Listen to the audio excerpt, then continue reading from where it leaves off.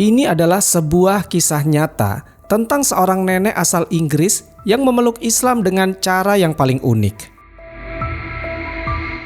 Allah Subhanahu wa Ta'ala memberikan hidayah kepada siapa saja yang Dia kehendaki untuk masuk Islam dengan berbagai cara dan jalan.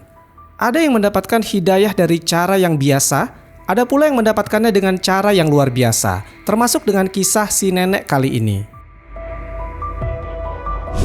Salah satu faktor yang bisa membuat seseorang mendapatkan hidayah adalah mengalami peristiwa yang menunjukkan kebenaran Islam. Kisah kali ini adalah kisah nyata yang diceritakan oleh seorang dosen di sebuah universitas Islam di Arab Saudi yang pernah mengajar di Inggris. Dosen itu menceritakan, ada seorang nenek asal Inggris yang sehari-harinya bekerja di tempat laundry ini, akhirnya pada suatu hari memutuskan masuk Islam hanya karena celana dalam seseorang. Ketika di Inggris, dosen ini menceritakan tentang seorang wanita tua yang kegiatan sehari-harinya adalah mencuci pakaian para mahasiswa di sebuah asrama. Wanita tua itu, atau si nenek dalam kisah ini, adalah seorang buruh kasar yang hidup sebatang kara. Dia selalu membawa tas plastik besar berisi cucian. Meski sudah berusia lanjut, nenek itu masih aktif bekerja sebagai petugas laundry. Dia senang jika orang lain memanggilnya auntie atau bibi, seolah-olah dia masih muda. Si nenek ini merasa bersyukur di usia senjanya ini ada tempat yang mau menerima tenaganya, dan dia merasa dihormati sebagai pekerja. Kini, dia merasa hanya dirinya yang peduli dengan nasibnya sendiri. Ya karena si nenek ini telah lama ditinggal mati suaminya. Anak-anaknya telah berkeluarga dan tinggal di daerah yang jauh dari si nenek. Meski anak-anaknya kadang mengunjungi si nenek dan telah dilarang untuk bekerja, tapi si nenek tetap memaksa supaya dia memiliki aktivitas sendiri untuk mengisi hari-harinya.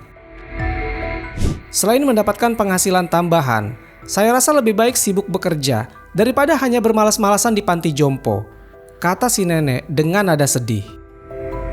Bagi sang nenek, profesinya sebagai petugas laundry justru membuatnya lebih dekat dengan anak-anak penghuni asrama yang rata-rata adalah mahasiswa dari luar Inggris. Dia tahu benar perilaku mahasiswa yang tinggal di asrama itu. Selain belajar, mereka itu sering berpesta hingga larut malam dan pulang dalam keadaan mabuk. Jadi setiap hari, setiap para penghuni asrama masih tidur karena lelah, si nenek atau mereka sebut bibi ini selalu mengumpulkan pakaian kotor mereka dan kadang harus mengambilnya dari kamar sebelum mereka terbangun.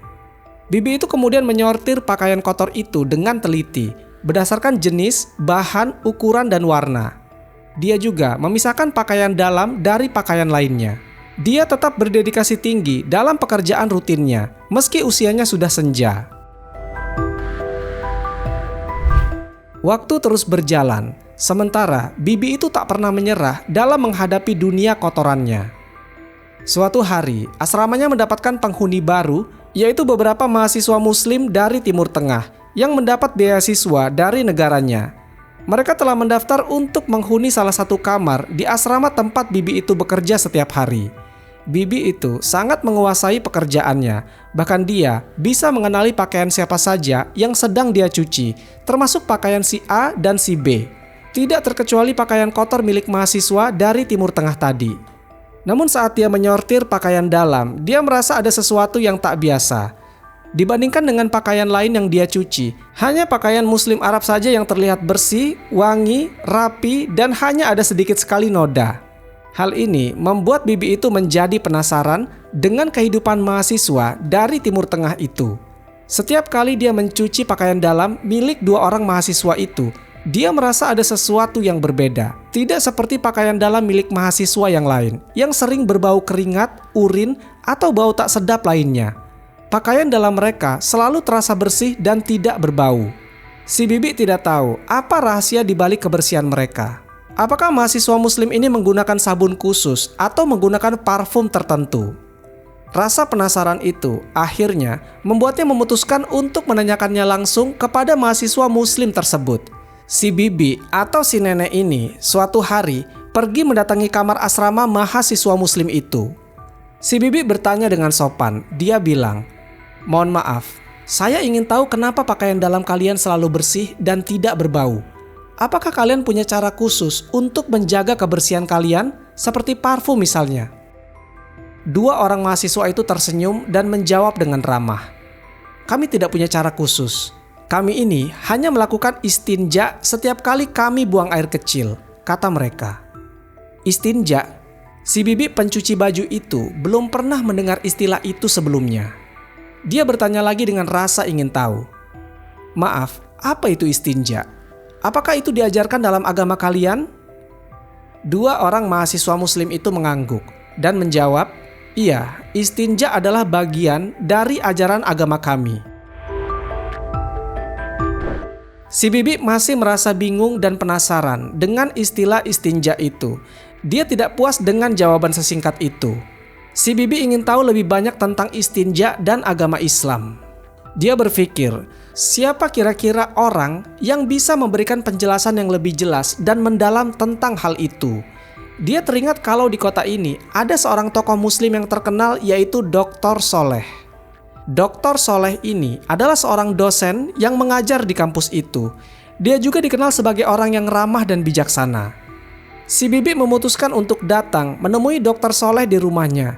Dia berharap Dr. Soleh bisa memberikan pencerahan tentang arti kata istinja. Setelah sampai di rumah Dr. Soleh, si bibi mencurahkan isi hatinya kepada Dr. Soleh.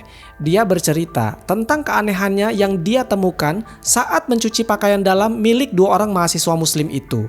Dia heran kenapa pakaian dalam mereka selalu terlihat bersih dan tidak berbau seperti pakaian dalam mahasiswa yang lain. Padahal si bibi tahu bahwa mereka sering beraktivitas di luar dan pasti berkeringat.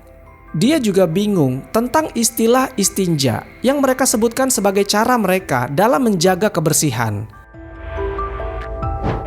Dr. Soleh mendengarkannya dengan sabar.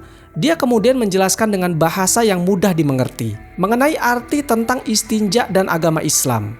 Dr. Soleh berkata, "Istinja adalah cara bersuci yang diajarkan oleh agama kami. Kami melakukan istinja setiap kami selesai buang air kecil ataupun buang air besar. Kami menggunakan air bersih untuk membasuh atau mencuci bagian tubuh yang terkena kotoran. Dengan begitu, kami juga bisa menjaga kebersihan dan kesehatan tubuh kami. Istinja juga bisa menghindari bau yang tidak sedap, yang bisa menimbulkan ketidaknyamanan bagi diri kami sendiri dan orang lain. Istinja adalah salah satu bentuk ibadah kepada Allah Subhanahu wa Ta'ala, Tuhan kami, yang menciptakan kami dengan segala sesuatunya.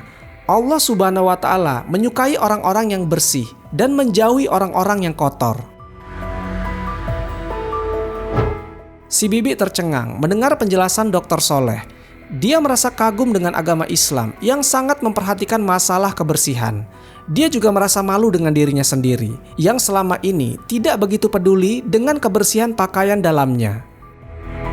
Si bibi berpikir, mungkin ia bisa belajar dari dua orang mahasiswa muslim itu. Dia merasa sangat kagum dengan agama Islam yang sangat sempurna dan menyeluruh.